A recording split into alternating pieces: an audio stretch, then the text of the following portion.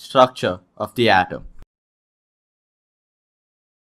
Before we start with the structure of an atom, let's know what made scientists curious to know about atoms.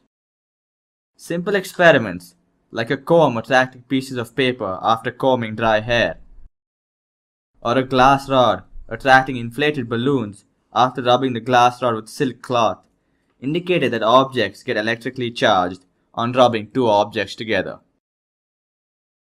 How does this happen? Where does this charge come from?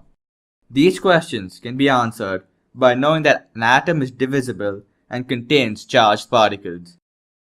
Note that Dalton's atomic theory failed here because it had mentioned that atoms were indivisible, which is not true.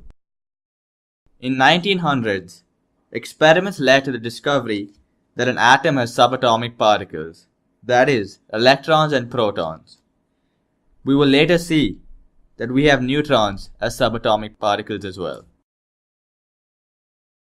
So, now comes the study of the structure of an atom.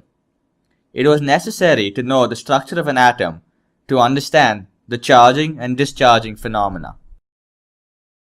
So, J.J. Thomson, a British physicist, proposed an atomic model.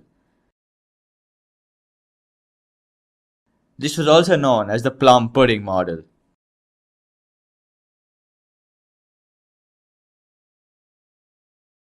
He proposed that number 1.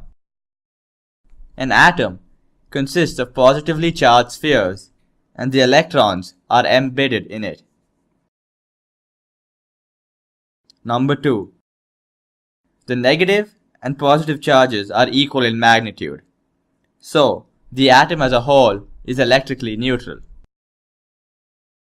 You can imagine dry fruits in a Christmas pudding, that is, in a three-dimensional view. Thomson's model of an atom had certain drawbacks. Though it could explain the electrical neutrality of the atom, it could not explain the results of the gold foil experiment defined by Rutherford.